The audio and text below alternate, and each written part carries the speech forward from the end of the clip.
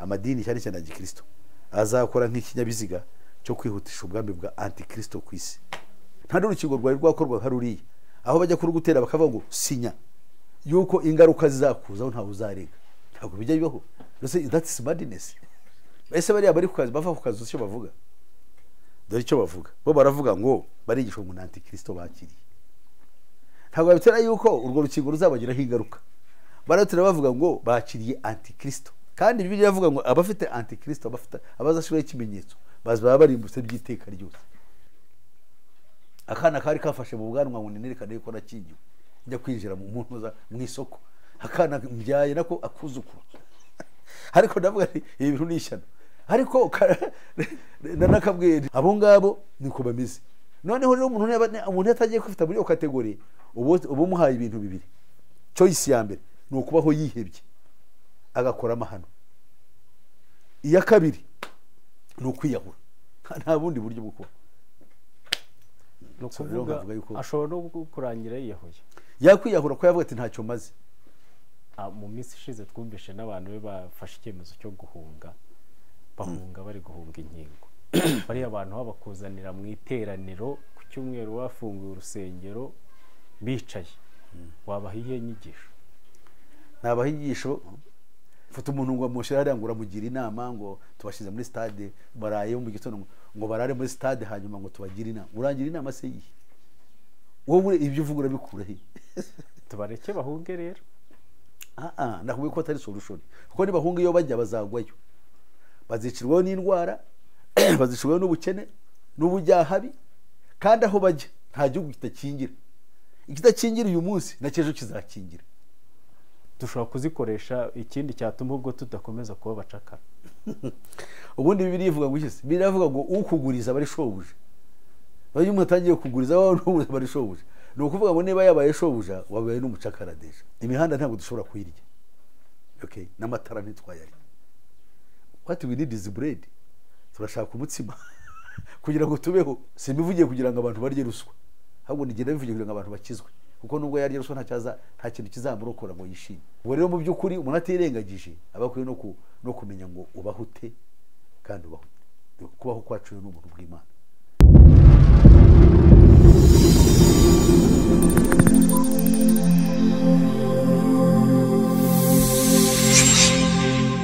Turabasuhuje mwebwe abakurikiye Frank TV na Primo Media TV Rwanda. Uyu munsi turi kumwe n'umutumirwa Pastor Peter Musisi, abenshi muramumenyereye, ariko hari byinshi tugiye kuganiraho. Pastor, muraho muramahoro? Muraho murakoma. Ndabasuhuje karibu kuri Frank TV na Primo Media TV. Ndabasuhuje abakurikira Primo Media TV n'abakurikiye Frank TV, ko noneho dukoze jointly cyangwa mu bufatanye. Ndabashuje mu izina ry'Umwami wacu Yesu Kristo, mwebwe abari mu Rwanda bavuga ururimi rw'Ikinyarwanda, abari mu karere k'ibiyaga bigari, abari hirya no hino mu mugabane wa Afurika, abari hirya no hino mu migabane ikikijwe n'amazi magari, ndetse n'abatuye mu birwa bikikijwe n'ayo mazi hirya no hino ku isi. Ndabasuhuje ntibagiye gusuhuza bene wacu Barundi, Abanyamurenge, aba Rwandafone muri Kivu y'Amajyaruguru, abafumbira abahororo na bene wacu b'abavandimwe mu gihugu cya Uganda. Hanyuma rero n'abacu bandi bose bari hirya no hino nk'abahana bahangaza bari muri kano karere. Mwese Imana ibahe umugisha, turabishimiye kandi turabakunda. Tugiye kuganira ku ngingo, hari inkuru zigenda zivugwa hirya no hino ko Bibiliya ishaka gusubirwamo ikajyanwa n'ibihe turimo muri iki gihe. Hari byinshi agiye kutubwira kuri icyo kiganiro, kiri bugaruke cyane kuri izo mpinduka zishobora kuba kuri Bibiliya n'ibibazo bishobora guterwa no kwiyo Bibiliya yabihindutse. Ariko mbere ko dutangira, Pastor, wadusengera turagize. Uhoraho Mana yacu, twamenye ku mbabazi twagiriwe, turagushimye. Nakanya kugira ngo tuganire ku magambo y'ubwenge abisi bakeneye kumenya kandi bakumva. Nuko rero baranatwe kugira ngo twe kuvuga ibyacu, tuyobe n'umwuka wawe wera dushyira hagaragara iby'ukuri. Nuko rero singizwa ku mbabazi zawe kwemeye kubikora, tukaba nabyo tubyambarije mu izina ryawe Yesu Kristo Umwami wacu, amen. Kongera kubaha ikaze mu kiganiro. Pastor, ubundi guhindura bibiliya bishobora kugira izihe ngaruka bibaye ngombwa ihinduka? Ubundi ni ngombwa ko bibiri hinduka? Ibyo bihuha birahari kandi kwihindura biroroshye, kuko tumaze kugera mu gihe cyo guhakana bibiliya. Hari ibintu bibiri by'ingenzi. Icya mbere ni inyigisho zirindwi zo twita the 7 teachings of the new age, cyangwa inyigisho zirindwi cyangwa inyigisho ndwi zihakana ku buryo budasubirwaho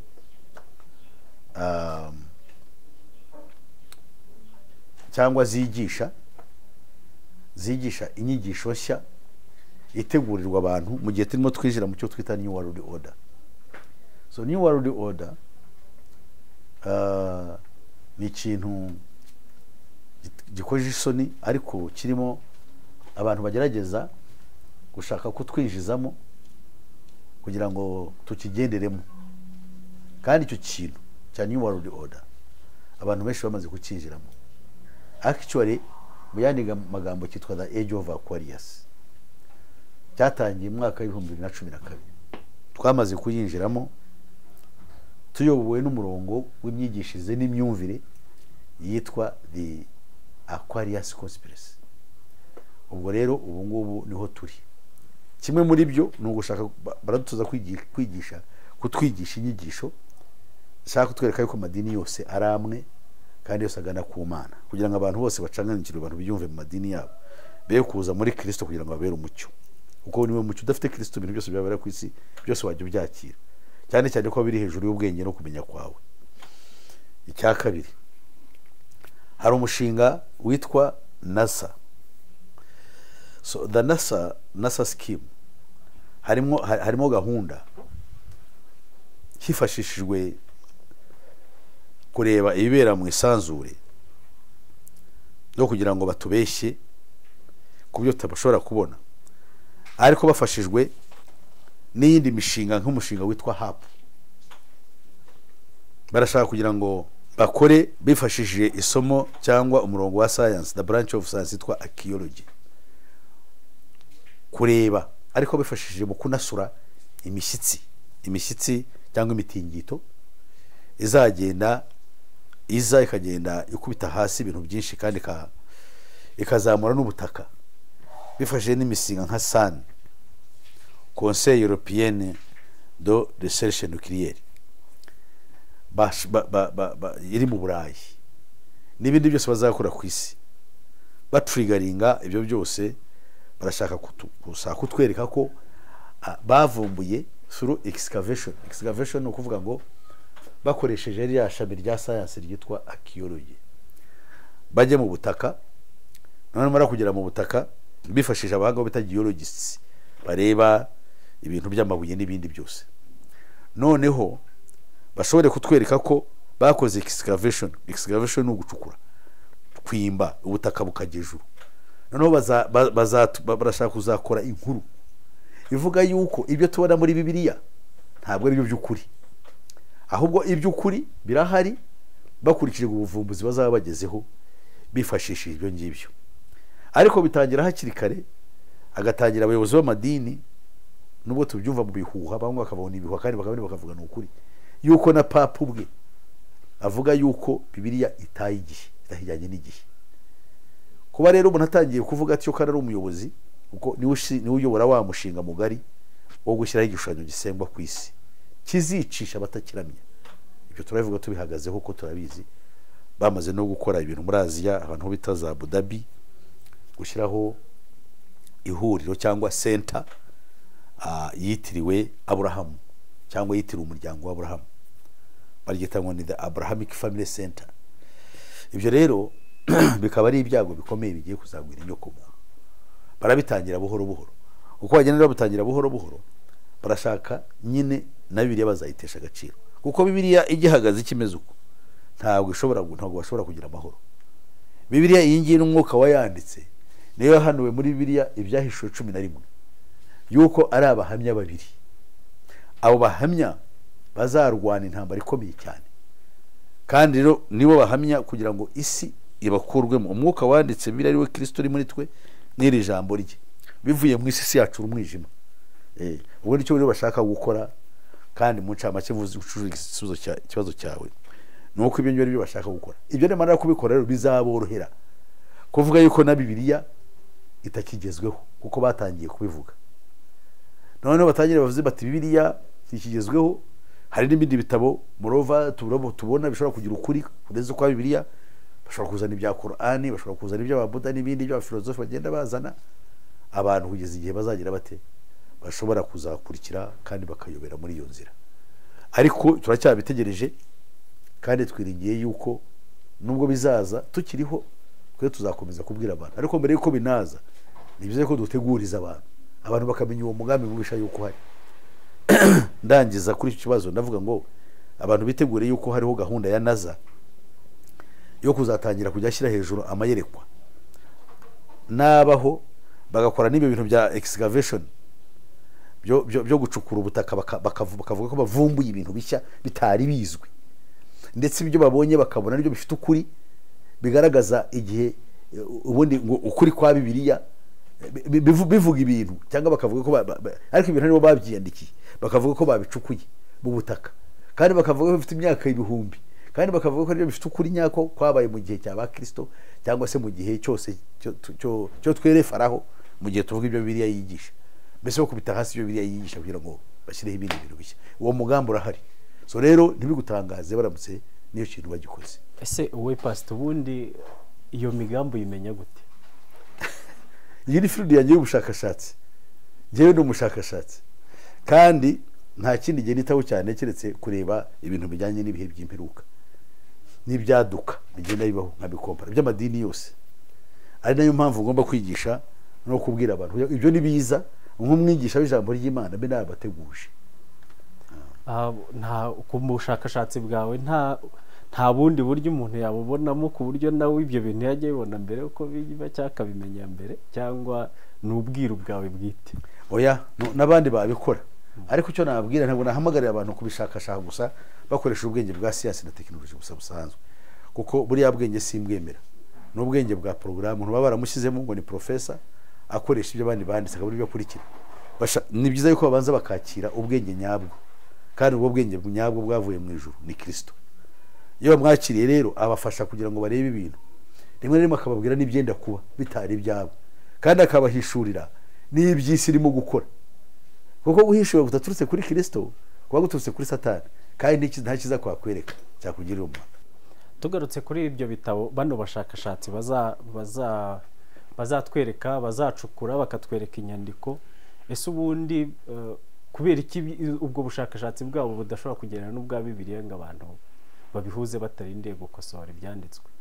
No, ntabwo byahura, kuko byo bizaba bivuga ibindi bitandukanye n'ibyo Bibiliya yigisha. Ngira ngo ugeze kumva ibyo bakuye mu nyanja y'umunyu, the Dead Sea. Hari ibyo twita ngo the Dead Scrolls, hari inzandiko bakuyemo. Cyakora ikiza nuko izo zandiko zihamya ibyo Bibiliya yigisha, cyane cyane ibyo mu buhanuzi bwa Yesaya. Hari n'izindi nyigisho zavuyeho bita ngo Namudi muri Egypt. Izo nyigisho zo ni inzandiko n'inzandiko z'abagnostics. Abagnostics bo barwanyaga ijambo ry'Imana. Nizo nzandiko bitiriye ngo ubutumwa ngo bwa Barinaba, ubwa Mariya Magdalena, ubwa Yuda Iskariyoti, ubutumwa nk'uko bwanditswe na Petero, nk'uko bwanditswe ngo na Toma. Ibyo byose bikaba ababisomye barabigeze basanga ari ibintu by'ibihimbano, kuko byari bigamije guhakana iki, byari bigamije guhakana Bibiliya. Impamvu byarwanyijwe icyo gihe nuko hariho uburyo bwo kugira gute bwo kumenya yuko nyine byari ibinyoma, hari habari babaye maso kubigenzura. Ariko ibi ngibyo nibiza, ibyo nibiza ntabwo bizakunda, kuko hazabamo n'igitugu cyo kubyemeza abantu. Cyane cyane cyo turabona yuko abantu benshi ubu ngubu bitona abayobozi b'amadini, ntabwo abenshi bitaye kukwamamaza Imana kugira ngo imenyekane by'ukuri. Ni nayo mpamvu usanga bifatanyije na gahunda y'inyamaswa, porogaramu y'isi igenda ikorerwa inyoko muntu ibintu bitari byo. Ugasanga n'amadini ahubwo ashishikariye kubishyigikira no kubyamamaza, nk'uko byateguwe n'umugirwakazi witwaga Alice Bailey priestess wa Illuminati warugambiriye wabwiye abantu kumugaragara yuko amadini cyane cyane ya gikristo azakora nk'ikinyabiziga cyo kwihutisha ubwami bwa antikristo ku isi. Aho rero mesengera amatsiko pastor ko ayo madini abenshi bayarimo babwirwa n'iki ko bari mu buyobe cyangwa se yuko bisanze bagiye muri uwo mugambi. Mbese ubundi ugiye muri uwo mugambi utabizi wabarwaho icyaha cyangwa upfa kuba gusa uri muri iryo dini ryayobye ubwo uba wagiye byarangira mu mugambi wa Illuminati. Icyo gihe ntabwo aho gucyaha ntabwo kizakubarwaho, kuko Bibiliya ntaho ikwereka yuko uzabeka izonere cyangwa uzaba ntacyo ubazwa, kuko Bibiliya itwereka ko abapagani ubwabo amategeko y'Imana yo kumenya ikibi n'ikiza yanditse mu mitima yabo. Imana izabacira urubanza ikurikije icyo yabahaye muri bo kumenya. Icyo ni icya mbere. Cya kabiri, mbere yuko tujya kuri abo ngabo kujya kubaririra, katubaye twiririra ubwacu tukaba gifite amahirwe yo kuba twakumva tugasangira aya magambo n'ubu bwiru. Ari nayo mpamvu ari iby'agaciro kenshi kugira ngo tuvuge ibi ngibi aharaho Imana izafashe benshi mu kumenya no mu gusobanukirwa ukuri bitari byaba babyitegure. Nyamara abazumva isuko bose bazabyitegura cyangwa babyakire nk'ibifite agaciro, ahubwo hari intore zizabyumva bikazirokora. Kandi no muri icyo gihe tutazi Imana ifite kuzabwira abayo kugira ngo bakize. Pastor bisobanuye ko ibyo bintu bitangira kuba so kuri kuzakwavuye mu bantu, ubwo hazaba hakiri amahirwe yuko umuntu ashobora kongera kugendera mu kuri, cyangwa bizaba ari ibihe by'imperuka z'ibihe. No, ibi ngibi byahozeho. Ni ukuvuga ngo hafi mu kinyejana cya 4 habayeho ibintu byo gupfukiranya ukuri kwari guhari. Haza igishushanyo gisengwa cyaze kwitwa the Universal Catholic Church, mbese itorero rya Kiliziya Gatolika ryahatirwaga abantu hose kuri bamwe. Haza imihango abantu Bibiliya barayihisha, nabwo ubu niko bimeze. Bibiliya itangiye gusoma muri iyi minsi, cyane cyane sinzi nabo ukurikira amateka yitwa the Vatican II Convention. Vatican yabaye mu 1963 ko ari na gatatu kugera umaze imyaka hafi nk'itatu 61 kugera 63. Iyo niyo yigishije yahaye n'uruhushya kugira ngo abantu batangire basome Bibiliya. Urumva ko mu kinyejana cya 4 kugera mu cya 20 abantu gusoma Bibiliya ari sakirire. Urumva yuko ari ishyano. Ariko abantu babaye icyo gihe bigishwaga za katikisimu nicyo bahisemo kubaha, ni muri urwo bazakora n'ibindi nk'ibyo. Bibiliya igashira ku ruhande, abantu bakurikira ibindi n'imihango. Kandi abantu iyo bumvise umunyenga nk'uwo nguwo cyane cyane ubaha kugenda mu byo kamere yabishaka, ukabavana mu kugenda mu nzira ifunganye, bishimira ibyo ngibyo kandi bakabigenderamo. Rero ntibigutere n'ubwoba n'ibyo biramutse igihe kigeze ugasanga bibayeho. Ubundi Bibiliya buriya nta makosa yaba arimo, bashobora ko wenda bashaka gukosora nk'amakosa baba barabonyemo. Bibiliya ushobora kuyibona n'amaso ya kimuntu, ntabwo ayibura amakosa. Ariko iyo tureba twebwe nka twabahishuriwe n'umwuka wera w'Imana, nta makosa arimo, ku buryo nta kintu cyakabaye kikosorwa. Nta kintu mu Bibiliya agiye ko nayisomye mvuga nk'iki kiri kivemo. Nose n'ubundi ko inyandiko zirimo zagiye zivumburwa, kubera iki izo zindi zivumbuye tukumva ziri mu murongo n'ubundi Bibiliya yanditsemo, hari ikibazo cyaba kirimo mu kwizera ibyo byanditswe bindi byabibonetse n'ari ibyo bazongera. None se ntihaboneka ikindi ikidahaka nicyo Bibiliya ivuga.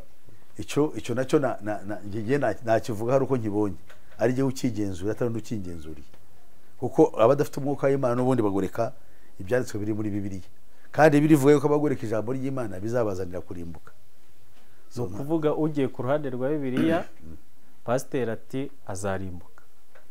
Uvuye ku ruhande rwa Bibiliya, kurimbuka ni ihame ridakuka, cyangwa hagoreka ibyanditswe birimo. Ari nayo mpamvu abantu bakwiriye kwinyengesera mu by'amadini yigisha, kugira ngo ibyo amadini yigisha tubigenzuze ubwenge. Ibyo tubonye bitari iby'ukuri tubitera umugongo, tugendane n'iby'ukuri bikubiyemo. Wabwirwa n'iki batakwigisha se wamenye ute ko bakubeshye cyangwa ibintu atari ukuri pastor? Kuko abantu bose ko bajya mu rusengero ko bagenda basoma Bibiliya bisobanuriye ko basobanukirwa uko bigishijwe. kandi uko bigishijwe ariko kwakabaye ariko kuri, kuko wigishwa icyo utari usanzwe uzi. Azabwirwa n'iki ko inyigisho ahawe ariyo y'ukuri cyangwa atari ukuri? Umuntu se no, Imana yo irakora, twebwe dukora ibyacu ariko twiringi dusenge n'Imana ikora ibyayo. Ntabwo abigisha b'ukuri bazabura. None se wowe ko ufite YouTube n'icya kujya uyigendaho, ubona abigisha dufite abigisha nibo benshi kuruta abigishwa, ariko muri abo bose uragusanga 80% ari abigisha b'ibinyoma. Ariko Imana ntabwo izabura bayo bazabwiza abantu ukuri. Ndumva nta kibi kirimo ko abigisha baba benshi. Ibyo ni byiza, abigisha benshi. Bibiliya iravuga ngo musabe Imana ntabwo duha abasaruzi. Abasaruzi rero nabo turabakunda. Iyo batumwe na nyira umurima, nyiri bisarurwa, bazasarura koko. Ariko se mu gihe abasaruzi ari abatumwe n'umwanzi, ntabwo bazasarura bakorera nyiri bisarurwa ngo babimutegurire. Iyo mvugo yanjye sinzi nabo ibyumva.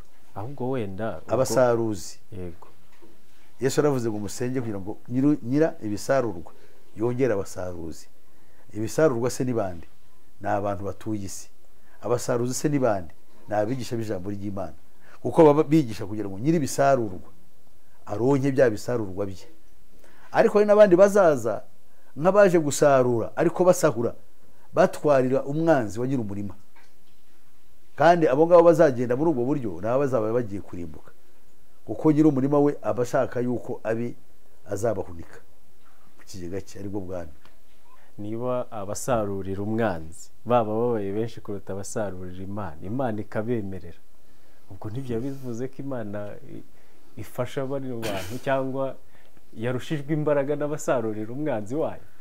Oya, ntabwo Imana cyambere na mbere so kutagira imbaraga, ariko Imana ikoresheje igitugu ntawe yasarura. Imana ikoresha igitugu ntawe yasarura, ikoresha demokarasi. Imana iringinga. Niyo mpamvu Imana ubwayo yambaye umubiri muri Kristo Yesu, kugira ngo icyaha igaragazaho kugira ngo gitandukane n'umuntu cyagomba gutangirwa impongano, hakabaho undi wishingira kugira ngo akibabarizwe. Rero ntabwo Imana, Satani we ibyo arabizi, azi yuko icyaha ntabwo twarwana cyo ngo tugikubite, ntabwo twazana imizinga, ntabwo twazana za tirari ngo tukirase, no. Ahubwo icyaha gikorwaho mu buryo bwo wa mutima w'icyaha, aho kugira ngo utsembane nacyo, ahubwo wa mutima ukiza cya cyaha kugira ngo ushobore kuruhuka, kandi nta bundi buryo icyo wagikora kereka first of all ugitangiye impongano. Impongano ni amaraso ya Kristo, kuko amaraso ya Kristo arimo ubugingo, kandi amaraso y'umuntu wese nayo arimo ubugingo. Ubugingo bw'umuntu kugira ngo burokorwe urupfu, nuko hagomba kubaho ubundi bugingo bumeneka bukabucungura. Icyo ni ikintu nuko kimeze, kuko ubugingo buzacungura ubundi, nk'uko inka icungura indi, amafaranga acungura ayandi. Bisobanuye ko abantu ntibagire impungenge ko kuba Imana igendera kuri demokarasi bitavuze ko ari inyantege nke yuko Satani azegukana abantu bose. Ariko ntabwo yari demokarasi. Size abantu cyo bita demokarasi cyereke. Ubundi definition ya demokarasi urayizi?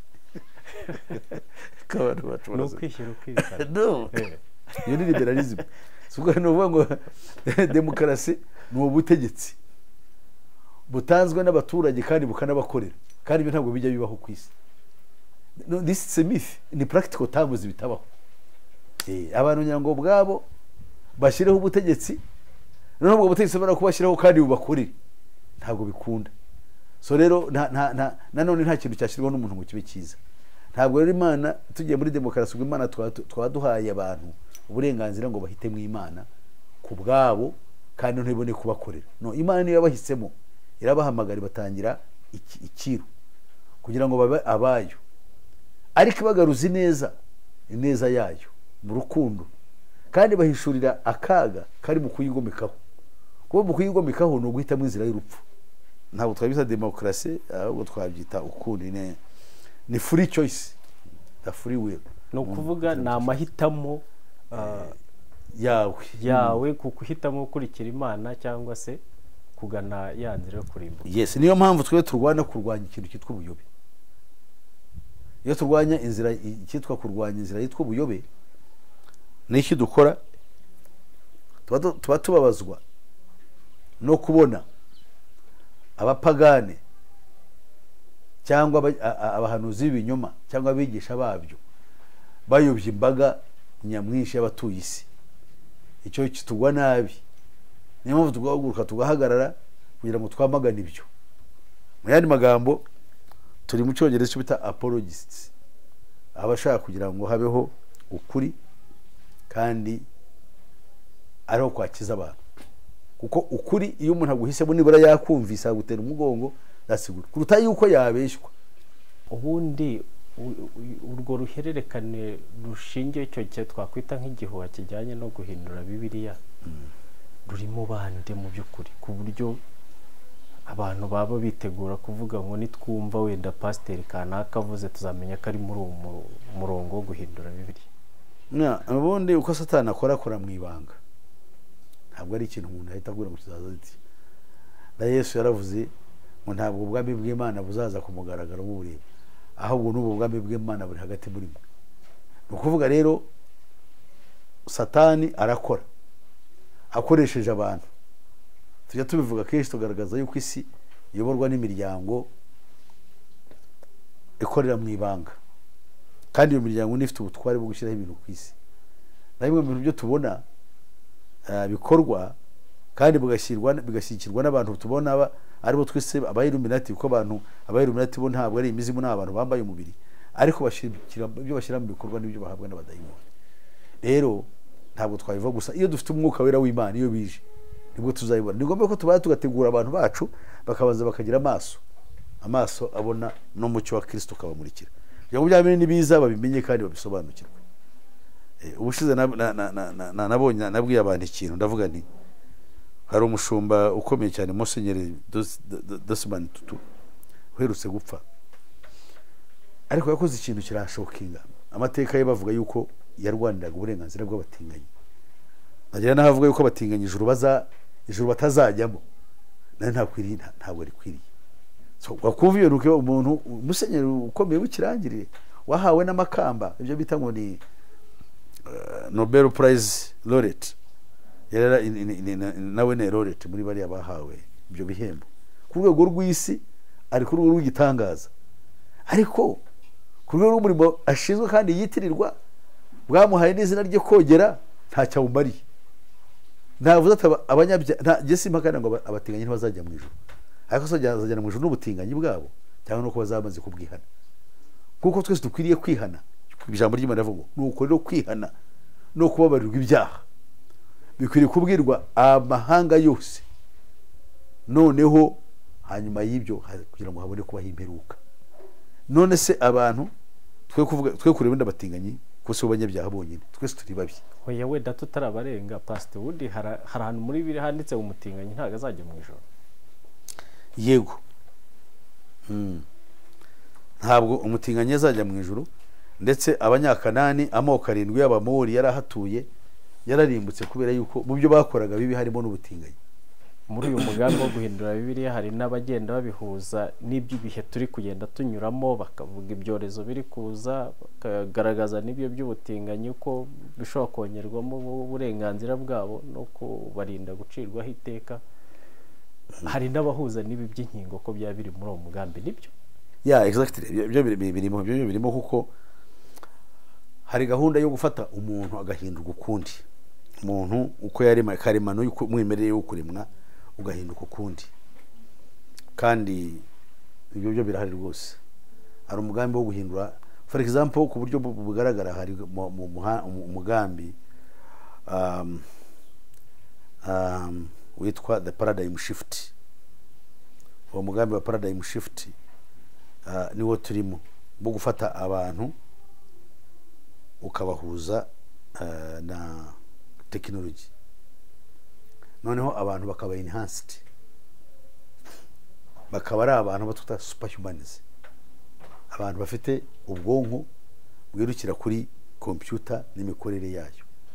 Abo bantu bazaba batakaje ubumuntu, bazaba ari ikindi kintu gikoresho cya system. So ibyo rero harimo no gutera abantu indwara zirimo nk'izi za coronavirus. coronavirus ni indwara, virus ntabwo ari nature organism. Tukomereje kuri icyo waruvuze ko iki kintu cya coronavirus nacyo kiri muri uwo murongo. Duhite rero dufata ko abantu barimo bahunga inkingo barimo baharanira kugira ngo bajye mu kuri batava ku mwimerere wabo wo kwizera kwabo. Ariko jewe hari ikintu je nshaka kubwira. None se umuntu ntabwo ashobora guhunga urupfu.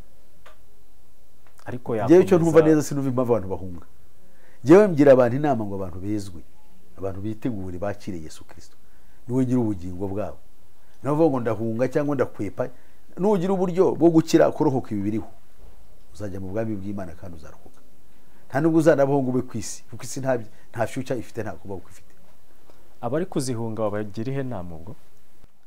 Jewe mbwira abantu ngo abantu bizere Yesu Kristo, kuko ibyo abantu babashyiramo burya abantu icyo bahunga sinzi impamvu. Ubundi ikiri mu bantu nicyo kibi cyane, ikiri mu bantu urakizi ni icyaha, kandi icyaha kizana kurimbuka. Inkingo ntabwo ushobora kutuzanira kurimbuka. Dayimoni yatangiye kwigisha ngo inkingo ngo nibatera inkingo zaba bashyizemo ikimenyetso cy'inyamaswa. That is the work of the devil. Kuko bafite icyaha n'ubundi kibabamo, abatuye isi baze kwakira Yesu ngo barokoke. Je nta mpuhwe bafitiye ngo rujyona, nyirashaye ngo bakire Yesu. Yaba n'ibyo yaba n'inkingo zabateraga ubwoba bwo kwihana ngo bakire Yesu. Ibyanezeza. Kuko Yesu yaravuze ngo ibyiza byaba byiza wowe aho kugira ngo ujye muri Gehenomu wuzuye maboko n'amaguru n'amaso byose ari uri mutaraga. Ibyiza nuko wazagenda ufite ukuguru kumwe cyangwa ijisho rimwe cyangwa ugutwi kumwe cyangwa ukuboko kumwe, ukajya mu bwami bw'Imana, kuruta yuko wajya muri Gehenomu kandi ufite byose. So rero twebwe icyo mvuga ngo inkingo akaga zifite, kuko jewe inkingo icyo zivugaho yewe nkurikiza icyo abasiasi bwabo bavuga, even biologist ko babivuga n'abahanga. Bamwe bazishinje ibyo bazishinje ntabwo ari byo bazishinjura, kandi bari abahanga. Ejo munabunye icyegeranyo kivuga yuko Dr. Moren we bavuze yuko inkingo zose ibi nizi ngizi zirimo zirakorwa, cyane cyane ni icyegeranyo cyasohotse muri 2015, yuko ngo inkingo duterwa z'ingeri zose zishobora kuza zataka imitsi. Hari udutsi dutoya twita capillarities, the capillary system tugaburira imitsi y'ubwonko. Rero ngo abantu bagomba kugira gute ibintu kubyigendesera. Hari uwitwa ejo bundi wavuze Dr. Robert Moren, sinzi nabo bamwumva, we nawe aravuga amagambo n'umwe abantu batangiye, arimo arabuza abantu ngo guteza abana bari inkingo. So arimo aratuburira akavuga yuko hagomba kubigeragezwa nibara ry'amezi 6 kuri izi ngingo, ariko ntabwo byakurikijwe n'abariya tubita bate doze bariya bakora imiti. Bo barabyihutije bafatanyije na system utamenya, kuko buriya na World Health Organization cyangwa Organisation Mondiale de Santé bariya ni organization y'umuntu, muri property y'umuntu ku giti cye. Ira ni business entity y'umuntu. Yes, ko wafungura company, muko wafungura ufite company yawe kandi ukayikoresha ibyo ushaka, ufite interests zawe, whether they are spiritual or commercial, ariko izo interest ni za ku giti cyawe. Pastor, ubwo butwara uwo muntu abukura he ku buryo agira organisation ikontorora hasigaye hose ku isi? Niyo mpamvu babwira ngo tugomba kwiga ubwenge, tugomba kwiga amasomo yitwa stigmatized knowledge, ubumenyi nyabwo buhinyurwa n'abari mu isi. Kuko ubundi abantu bihutira cyane gukurikira ibinyoma kuruta gukurikira ukuri. Ubwo bumenyi bwo turizera gute ko ari nyabwo? Nuko ibikorwa iyo ugiye kubitahura ingaruka zabyo zigaragazaga yuko ibivugwa officially ari ibinyoma. Niba ibivugwa officially ari ibinyoma, rero hagomba kuba ari ukuri. Ukuri turimo turagutangaza tugaragaza ibyo ngibyo, kandi twifashishije icyo Bibiliya ivuga, kuko Bibiliya isobanura ko hazaza ubwami. Ubwo bwami buzarwanya n'Imana ubwayo, kandi ubwo bwami buzaba bukoresha uburyarya. Ubwo bwami nibwo butegeka isi ubu ngubu, nkuko tubibona muri Daniel igice cya 8 uhereye ku murongo 23, yuko umwami w'umunyamwaga umenya bitamenyekana azima, kandi ngo azaba afite ubushobozi bukomeye, nyamara ngo ntabwo buzaba ari ubwe. so rero niyo struggle turimo. Tugarutse kuri iki kintu cy'inkingo, ubundi uru rukingo rwa coronavirus kuki ari rwo rwavuze ngo ibyo bintu rutandukanye n'izindi twahoze dukingirwa kuva kera, ko gukingira atari ibyaje ubu ngubu? Ngenda kubwiye ngo according to Dr. Moren, uwo ngo w'umuhanga Moren, yasobanuye ko inkingo zose, ntabwo yavuze ko icyo gihe coronavirus yari taraza, we yahise muri kategori imwe, avuga icyo bita side effects, ingaruka zazo, yuko ishobora kuzazanira abantu ibibazo. Aho bitandukanye na coronavirus, nuko coronavirus yo noneho yo ijwe itateguwe nk'izindi nkingo. Izindi nkingo zigeragezwa ku byo twita guinea pigs, ni ukuvuga ibigeragerezwaho za nkingo, bakabanza bakareba ubuzima bwabyo ibyo bishobora gukora. Izi ngizi zo noneho zirageragezwa kuri twebwe abantu. Niyo mpamvu nta n'urukingo rwari rwakorwa nka ruriya, aho bajya kurugutera bakavuga ngo sinya yuko ingaruka zizakuzaho ntawe uzarega. Ntabwo bijya bibaho. That's madness. Ibyo ni nk'ibintu wakuvayo ku byo ninde wakuva ibintu akabireba ari muzima atarasaze, kugira umuntu abifata nk'aho ari ibintu bitaraga. None se ariko pastor, nko kwa muganga niyo bagiye kukubaga barakubwira ngo gusinya si ibintu bisanzwe muri kariyeri medical. Ariko biratandukanye. Urumva operation risk undertaking, baba bagiye kukubaga barakubwira ati kubaga hari igihe umuntu adashobora kuba yagaruka. Ntabwo kubaga ari gukina, ntabwo ushobora kubaga umuntu, ntabwo ari ikintu cyo gukinisha. Nubwo yaba ari muganga bazi ngo hagati hariho urupfu no kubaho. None se kuki tutabitwara gutyo no mu rukingo ngo tuvuge ngo no mu rukingo ni ukuvura mu kundi, naho sinya kugira urukingo bakwereka yuko bakubwira ibyo dushobora gukora, bakubwira yuko uru rukingo ari antibody bazarushyiramo rukagukingira ya ndwara, bakabwira icyo ruzakora iki, ruzakingira ya ndwara yakabaye igushegesha cyangwa ikanakwica, utazayikigutwara. None kuki sisinyira yuko izaruka zabyo zazirengeye? Iki cyo kuki tutacyumva tukakibaza. Ubwo se gitandukaniye no kuba bavuga ati uyu muntu tumutera ikinya kwe kuba yasinye ko tujye kumutera ikinya kwe ngo tumubage. Biratandukanye ariko ahanga barakubwira niba tugutera urukingo ya ndwara niza nta kizagutwara. Sibyo se? Nta kizagutwara rero byemere kuko uzahungabana gato ariko ntacyo uzaba. None n'urukingo niko rugoma. None se kuki bambwira ngo sinya, noneho ibizakurikiraho uzabyirengera? Ye niyo mpamvu mvuga ngo kuva ndabyirengeye, ndemera nkasinya, mvuga nti Yesu, ibi bintu bigiye kumbaho, ubugingo bwanjye buri muri wowe, ni wowe uzandengera kandi ushobora byose. Nkabikora niringiye yuko ngira nti yuko ari Yesu uzandengera. Ubwo rero bisobanura abatirengera Yesu rero, je niyo ntamba bagira nti mwirengere Yesu, muhindukire Yesu ubwo mwihane, kugira ngo muri iki gihe turimo abari uturwanira muri urugamba rukomeye tutazi iyo rututwara. Aba bari kwemera kugira ngo asinye gakingirwa, agasinya wenda ava ku kazi, ubwo si wasanga ariko kuri kwese uriya barabiterwa n'ubujiji. Ese bariya bari ku kazi bava ku kazi icyo bavuga, dore icyo bavuga bo, baravuga ngo barigishwa ngo antikristo bakiriye. Ntabwo babitera yuko urwo rukingo ruzabagiraho ingaruka. Baratera bavuga ngo bakiriye antikristo, kandi Bibiliya yavuga ngo abafite antikristo, abazashiraho ikimenyetso bazaba barimbutse by'iteka ryose. Aho ngaho rero niho confusion iri. Ubu ndarwanya intambara z'uburyo bubiri. Hari intambara yuko yaba bandi barwanya urukingo bitwaje ngo antikristo, naho akaba n'abandi bavuga ngo urukingo ntacyo rutwaye. Aho bombi ntabwo ushobora kubemera. Navuga ngo urukingo ntabwo ari antikristo, ariko niba ndusinyiye kwamwe ngo bizambaho sizagira uwo mbaza, byantera amakenga. Hamwe n'abandi bavuga bati ntabwo inkingo siko zimera, ntabwo zigeragerezwa ku bantu, zigeragezwa ku byo bita guinea pigs, nizambe bazizungu cyangwa n'ubundi bunyamaswa washaka, n'inkende n'ibiki byose. Ariko ushobora gusanga abahanga barasanze bafite igihe gito cyo kuri ibyo bagahitamo wenda hariho abantu bageragerezwaho imiti n'inkingo baba barabyiyemeje banabyishyurirwa, tujya tubyumva, bo bamara kubona ko ntacyo bitwaye bakaza kuzitera mu bantu batiriwe bajya muri izo nyamaswa zindi zisuzumirwaho. Bibaye byarakozwe gutyo byo ntibyakaye bitanga icyizere kuri uru rukingo. No. None se jewe uvuga, ntabwo ari jewe ubivuga, ndavuga abahanga nibo babivuga, nanjye nkatega amatwi bahanga bemerwa bari muri uwo murongo, nibo babivuga ibyo ngibyo, yuko abantu batari bakwiriye kugeragerezwaho ibyo bintu.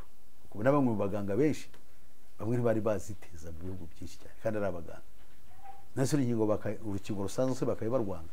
Nase ntabwo baduteye hepatite, urwo hepatite bararuguteye. Ntibaziteye se abantu hari induru yavuze tibyari biri aho ngaho. Nase kuki ibinyiba birwaniramo? Ese kuki barwanira mu bintu byabo babanje bakabirwaniramo bakabiduha barangije impaka zabo babaze kwemeranya. Yes, tukakira ibintu tuzi ngo byemeranyijweho nta kibazo bifite. Pastor, ngiye kubaza ikibazo cy'amatsiko wenda n'abadukurikiye bashaka kuba bafite ayo matsiko. Mu minsi ishize twumvishe n'abantu be bafashe icyemezo cyo guhunga, bahunga bari guhunga inkingo. Bari abantu babakuzanira mu iteraniro ku cyumweru wafunguye urusengero bicaye. Wabaha iyihe nyigisho? Nabaha inyigisho yo kumenya yuko turi mu gihe cy'urugamba. Inyoko muntu yagabweho igitero, ubuhungiro ni Kristo. Jewe ntabwo nigisha abantu ngo sindi muganga sindi umutezi w'inkingo. Je nababwira abantu gusa yuko igihe turimo ari igihe gikomeye kuko kigoye, kuko kubwira uko niko nababwira. Kandi ze nababwira yuko uruhuka nimwe ni Yesu Kristo mukiza. Kuko Yesu Kristo n'abafite ubugingo bwacu buri abufite mu kiganza cye niwe uzaturwana intambara. Erega hangaha niwo kwizera ko abera kuri. Ijambo ry'Imana ravuga ngo nimunywe icyica ntacyo kizabatwara. Naho mwarya uburozi ntacyo buvuze. Kuko we ashobora kugukiza kuko afite uburenganzira bwo guhumanura n'ubushobozi. Aha rero je nicyo nababwira abantu. Erega hari igihe isi hari ibihe by'isi birimo by'isi byo turi mu bungubu. Ntabwo bishobora ntabwo always ntabwo buri gihe hazajya haboneka igisubizo kijyanye n'uko abantu bashaka. Kuko icyo abantu bashaka se ni iki? Buri ugiye kuzigiza umuntu ubundi ashaka iki? No, ntabwo umuntu washobora kumuhaza ibyo ashaka. Imana ahubwo icyo ashaka ni iki? Imana ashaka yuko umuntu arokoka umujinya uzaza. Irashaka yuko yihana. Kuko abantu biruka nka harabona ubusho bageze i Burundi bageze Kongo n'abageze he. Barahunga urukingo ariko barahunga n'ibyaha byabo. Kandi biriya byaha bafite nibyo byica ubugingo. Bariya bavuga ngo urukingo ngo ni ikimenyetso cya Antikristo, barimo baravuga ngo abafashe izo ngingo nibashaka bihebe baryo twabo nta juru bazajyamo. Urode abantu miliyoni 8 z'abanyarwanda bamaze gukingirwa. None se bo ntibararabiyahuye bose? Kuko bamaze ko umuntu n'abagenda ejo no mu nsengero ntabajyayo. Nose nabajya gusenga nshaka iki? None ahubwo nakwemera nk'abantu ruharwa kuko byanjye bindangiranye. Buriya Satani uzi impamvu ari mubi cyane. Nuko azi yuko yaciriyeho iteka ntacyo kigarura. Rero umuntu nawe umushyize mu bantu baciriyeho iteka azaba ruharwa kuruta ibindi byose. Uko nukora kwa Satani nako.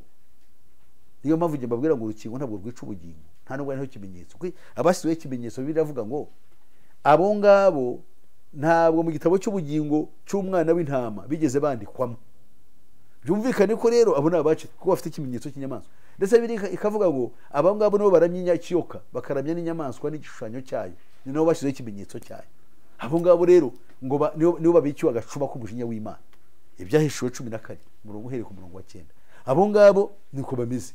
Noneho rero umuntu yatagiye kwifata muri iyo kategori ubu muhaye ibintu bibiri. Choice ya mbere ni ukubaho yihebye agakora amahano. Iya kabiri ni ukwiyahura. Nta bundi buryo bwo kuba. No kuvuga ashobora no kurangira yiyahuye.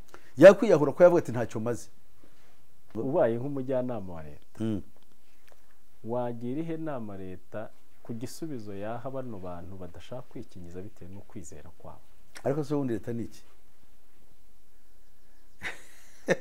Burya ari nawe tutu. When we say the state ni igihugu cy'u Rwanda.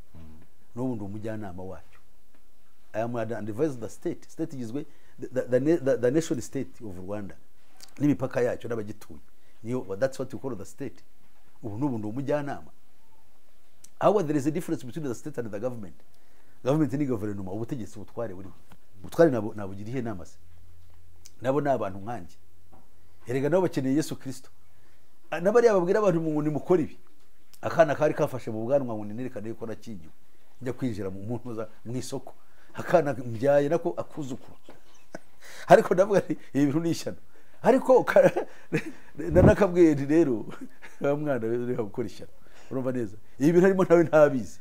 wayi nawe wirukanka mu bintu atazi buri mu majeneza ntabwo yakubwira ati ibintu ndabizi. Fata umuntu ngo amushira hariya ngo uramugira inama ngo tubashize muri stade baraye mu gitondo ngo barare muri stade hanyuma ngo tubagira inama. Urangira inama se yihe? Wowe ibyo uvuga urabikura he? tubareke bahunge rero. Nakubwiye ko atari solution. Kuko nibahunga iyo bajya bazagwayo. Bazicirwaho n'indwara, bazicirwaho n'ubukene, n'ubujyahabi, kandi aho bajya nta gihugu kitakingira. Ikitakingira uyu munsi na cyejo kizakingira. Niba udakingiye uyu munsi ejo uzakingira. Wewe tegerezaho iminsi mike uraza kubibona. Uraza gusanga abanyafrika kugira ngo bava abajya Burayi bajye hehe bigiye kuzaba ikibazo. Babishake no kugira ngo bagende kandi bitagikunda. Usangira urashaka kujya kwiga, urashaka kujya kwivuza hanze, urashaka binanirane. Kuko ni program y'isi yose. None se iyi program waruzi yuko tuzagira amavuriro, ariko amavuriro yacu ntatuvura indwara zacu mpaka tujye Nairobi, mpaka tujye mu Buhinde. Dufite Rwa Faisal, dufite biki? Why? Kuki se bimeze kuri? Irene na arrangement yakozwe kugira ngo dukomeze tube mu bucakara bumeze kuri. Waruzi yuko dushobora kubaho nk'igihugu cy'u Rwanda tutabaho dafite inguzanyo za World Bank, tutari mu myenda, tutari mu biki, mpaka buri gihe dupfukame ngo batusorere imyenda. Why? This is a program, ni program, economic program yashyizweho kuva kera. Abantu ntibareke kwirukanka, abantu bareke kugira bate, ariko uzi wavaga mu rugo rwawe uhinduye iryamo, uraye wicaye imvura kunyagiye n'umwana. Harabona umvishe bagiye ngo batari impinja mu rugo, babasanga iyo ngiyo bari ruhinja rwawe rwapfuye uragiye, kandi naho ugiye uraza guhurirayo n'ibibazo. Ntabwo habaye kwibaza niba abandi bahamurwa bagahabwa inyishu. Bashaka ari bwo buryo bumvaga bari gukizamo amagara yabo, cyangwa se nubwo bugingo buhoraho bari gutekereza. Nibyo mvuga, babaye massively misled. Nuvuga ngo bagize bate, barabeshwe, ntabwo babwirwa icyo ukuri. Ariko se kankubaze, niba mbonye uhunga intare, kandi kuko intare ari inyamaswa kandi ishobora kukurya, aho kugira ngo nkureye ntabwo yanke dore cahangaha kandi zingo hari yahabunze ingwe, bwese mba nkukijije. Wari ukomoje ku bintu bijyanye n'uburyo biriya bihugu bituguriza bigamije gukomeza kudupfukamisha no kudushyira mu myenda kugira ngo dukomeze tumere nk'abacakara babo. Ubundi igihugu gifata inguzanyo cyane biba bishatse gusobanura ko deja duhise tujya mu bucakara, cyangwa dushobora kuzikoresha ikindi cyatuma ubwo tudakomeza kuba abacakara. Ubundi Bibiliya ivuga ngo iki? Bibiliya ivuga ngo ukuguriza bari shobuja. Iyo umuntu atangiye kuguriza abantu bari shobuja, ni ukuvuga ngo niba yabaye shobuja wabaye n'umucakara deja. Kuko katuvuge nk'urugero, niba baguhaye amafaranga y'inguzanyo kandi agenda attracting interests, kandi wibuke ko ibihugu byose biri muri iki kibazo, buriya na Amerika nayo ifite inguzanyo, nuko biriya nabyo abantu batabizi. Ahubwo ni ukuvuga ngo inguzanyo ndayihawe kandi ifite interests. Ni ukuvuga ngo mu Kinyarwanda interest ni ukuvuga ngo hari amafaranga inyongera agomba gutanga kugira ngo banki yo kubungukira inyungu, kungukira banki, kandi iyo nyungu mu by'ukuri niyunguriza, kandi igihe bahaye ibyo byo nkora kugira ngo nzagire nzabikore, ngomba kuzabyishyura. Ese nzabyishyura ibyo nishyura ni ibihe? Nzishyura kubera ibyo ngurisha hanze. Tuvuge icyayi gishobora kuba uyu ngubu ni ikawa, sibyo tugurisha se twebwe hanze, hari ikindi dufite n'amabuye y'agaciro wenda se n'ubukerarugendo n'ibiki byose, ariko biriya abantu bashobora kubidisrupting any time. Icyayi kikagwa, ikawa ikagwa, deja n'ubu ngubu ibiciro byabyo byaramanutse, wajya kubona uko hazamutse ibintu nka peteroli. Noneho uburyo bwanjye bwo kwishyura bukaba eroded, bigasaba yuko none mfashe izindi nguzanyo, kuko niba peteroli izamutse ngomba kuyigura kugira ngo ubuzima bugende butere imbere. Cyayi cyagenda kawa yanjye ngurisha bikaba biramanutse, ubukerarugendo korona ikabibuguyemo, abakaye bazana amafaranga bakaba barabuze. Look at that situation. Umuntu abareba yuko ibyo ariko pastor, izi nguzanyo zishobora kuba ziba zakoze ibindi nanone biri kwinjiza amafaranga tutabirebeye mu cyayi gusa, ni kawa n'amabuye y'agaciro. Hari icyo wambwira cyuzi, for example batwereka ibikorwa remezo baba barubatse bakavuga ati ibikorwa remezo byavuye mu mushinga uyu n'uyu. Yes, kandi twemere ko ari ibikorwa remezo, ariko se ubundi ibikorwa remezo mu rwego rw'ubucuruzi babizanye iki? Imihanda ntabwo dushobora kuyirya, okay, n'amatara ntitwayari. What we need is bread.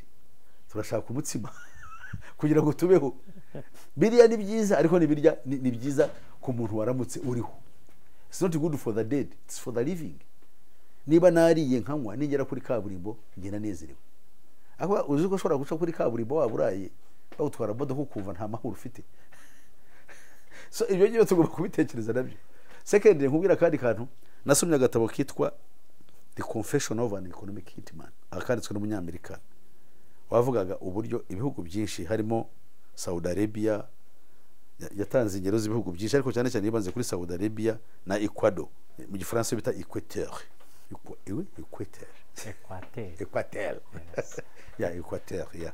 So therefore Ecuador is nisi iri muri forested region, muri za Amazon. Saudi Arabia iri mu butayu. Agaragaza ko munsi y'ubutayu harimo ubutunzi bwinshi butazwi, harimo za peteroli na za mineral zindi. Mu mashyamba y'inzitane burya naho haba ubundi butunzi bukomeye. Ibihugu bimeze bityo rero buriya butaka bwabyo bwafashe bugwate, bihabwa inguzanyo zitari necessary, zitari ngombwa. Bakabwira ngo mwubake, for example nka Saudi Arabia bayihaye kubaka zita parks n'amazu ahenze n'ibindi bintu bigezweho. Umwarabu usanzwe wa buri munsi adakeneye kujya ku. Ni nkuko uzaba hano muri Kigali, ari ahantu ushobora gusanga hari igikorwa remezo runaka cyiza, ariko utajya ufata n'umwanya wo kujya, kuko yari amahoteli ushobora kumara n'umwaka ntagiyeyo, najyanwe nandese. First of all ndagiyeyo kujya ngo ntugukiki. Ibyo kwidagadura ntabwo ubuzima bwanjye ari byo bureba. Hari n'abanyarwanda benshi badapfa kuri ibyo bavuga kujya mu hoteli runaka. Ari hoteli muri Kigali zose bazigiyemo. Kuko utazigize ijyamo se. Hari aho wicara bakaguha icyayi ugatanga amafaranga 10,000. Kandi ibyo washobora kubirira icyumweru iwawe. So it's there not to serve me. Ni igikorwa remezo ariko ntabwo ari icyanjye. Hari abandi babigenewe, yego ari byo kizana je ntazi, ariko yenda shaka immediate cyo ndeba gitaki shobora kuba cyafasha. Abo bake bashobora kujya wenda kuri hotel uvuze bashobora kugera uruhare mu kwishyura yanguzanya. Ndaba bazanya amadovize nkuko numva, ayo madovize nayo akajya mu maboko y'abantu bizerwa, kuko nacyo ni ikindi kibazo. Niba geze mu maboko yanjye ndi ruharwa, wishe ntashyira mu mufuka nkigendera, cyangwa nkayarya ntagire n'uyambaza. Niba ara amafaranga amadovize uzanye, that's very good, ari bakazajya muri banke hanyuma akazakoreshwa mu buryo bwiza bwo kwishyura iki wa mwenda. Aho navyemera ntabwo nabihakana, ariko it borders on impossibility. Ahubwo se uko byumva na kamere muntu, ayo mafaranga uko ashobora gukoreshwa neza bigatanga umusaruro, cyangwa uko baruharwa bashobora kuba benshi kuruta yindi. Urangiriza muri politiki ari genda umuvuga butumwa. Niko ibyo byo sinzi icyo ushakaho. Ndagira ngo nkwereke ngo hari abashinzwe byo kubivuga. Kusagiye uko jewe nzi nyoko muntu. First of all we are corrupt. Corrupt ni uko nonekana. Kwazamwe n'iki se? Burya bari abantu baradukora mu buryo butoroshye. Ya mafaranga yacu rokoro currencies barayandamaye gatagaciro. Uko atagaciro rero niko n'ubushobozi bwacu, the purchasing power of our money. Ubushobozi bw'ifaranga ryacu kuduhaza buragabanyuka cyane. Naho bikaba ngombwa yuko shaka alternative means zo kuramuka. Ni muri ubwo buryo rero ushobora kwisanga nariye ruswa. Simbivugiye kugira ngo abantu barye ruswa, ahubwo nigenda bivugiye kugira ngo abantu bakizwe, kuko nubwo yarye ruswa nta kintu kizamurokora ngo yishime, kizarushaho kwangiza ubugingo bwe. Nakizwa Imana izamucira izindi nzira, cyangwa se izamwereka ibindi ubundi buryo bwo kubaho, cyangwa se Imana izamusarura mu cyuri, nabwo bigira inzira. Umuntu ntiyabura kwibaza mu gihe nk'iki kigoye abantu bite kuki?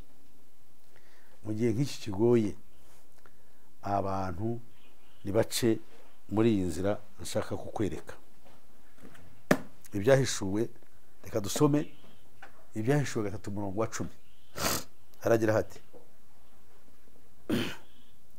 kuko witondeye ijambo ryo kwihangana kwanjye, nanjye nzakurinda igihe cyo kugerageza kigiye kuza mu bihugu byose, kugerageza bari mu isi. Ndaza vuba, komeza ibyo ufite, hatagira ugutwara ikamba ryawe. Uwunesha nzamugira inkingi yo mu rusengero rw'Imana yanjye, kandi ntazasohoka ukundi. Nanjye nzamwandikaho izina ry'Imana yanjye n'iry'ururembo rw'Imana yanjye, ari rwo Yerusalemu nshya izamanuka iva mu ijuru ku Mana yanjye, kandi nzamwandikaho izina ryanjye rishya. Ufite ugutwi niyumve ibyo umwuka abwira amatorero. Amen. nuko kuko witondera ijambo ry'Imana yonyine, Imana izakurinda ibyago bigiye kuza mu isi. Aribyo turimo ibi ngibi. Ibi ntabwo bisobanutse, usibye umuntu kwirengagiza akavuga ibinyoma. Umuntu aba realistic, yakubwiza ukuri kubiriho, kandi akaba yuko hari ikindi gikenewe cyo kurengera umuntu. Kuko niba baguhaye, tuvuge, tekereza umushahara, hari aho ushobora guhugwa bagaguha umushahara ibihumbi 100 n'urugero ukwezi. Ibyo bihumbi 100 ugakodesha hizo ibihumbi 50, inzu zawe wabamo. Ibisigaye 20 ntushobora kubirya. Katuvugende ibya 20 ugiye kuri mituweli. Noneho ariko ukurwara amafaranga agenda buri munsi n'ibigenda ukora. That money not be enough when you are a family man. Ubwo rero mu by'ukuri umuntu atirengagije abakwiye no kumenya ngo ubahute kandi ubahute. Kubaho kwacu n'ubuntu bw'Imana.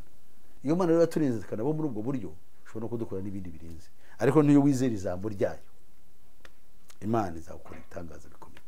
Abagifitiye Bibiliya itarahinduka, niba kuko bishoboka ko yazahinduka, bayibike cyangwa bategereze icyashya ivuguruye. Ibyo ni ishyano. Wewe wafatanyije na Satani mu kutwoshya no kuturoha. Nibakomeze Bibiliya bayisome, kandi bayisome igihari, kuko igihe cyayo cyo kuvaho kiri hafi. Ntituzi igihe cyacyo, ariko bamenye ngo mu gihe gihari bayigure ku bwinshi, kandi bihandigire bayisome, kandi banayigishwe. Nibayigishwa bayikunde. Njye mfite urubuga rwanjye rwitwa Pastor Peter Musisi Official. Urwo rubuga rero nahamagara abantu ngo barwiyandikeho ari benshi ku buryo bushoboka. Abo ngabo turimo ndabaha inyigisho systematically zo kwiga icyitwa ubuyobe mpuzamadini. Muri ubwo buyobe mpuzamadini rero turiramo amasomo menshi arimo gusubira ku rufatiro rw'ubutumwa bwiza original. Rero Imana iguhumuca cyane kandi bagire neza. Dusengera dusoza Pastor. Kadusenge. Imana ishobora byose, ndagushimiye ku bibazo zawe, babanye natwe, duhumugisha, tugiriye neza, uturokora ibihe bibi nkuko tubyumvise, kandi tubeho mu mahoro, tujye twambaza izina ryawe. Na nyuma y'iki gihe tuzajye mu bwami bwawe. Mana, emera kubidukorera kubwo imbabazi zawe nyinshi zibonerwa muri Yesu Kristo. Tubyambarije muri Kristo Yesu umwami wacu. Amen. No nkabashaka kubwira abantu nabo banyumva yuko ufite icyo avuga, aho kugira ngo azimure. Cyambere azandike muri comments aho ngaho. Icya kabiri ashobora kumumagara kuri 07 88 50 56 76. Ikitonero, iyo nomero yanjye mbahaye ya telefone ni nayo igaragara kuri WhatsApp. Imana ibahumugisha. Murakoze.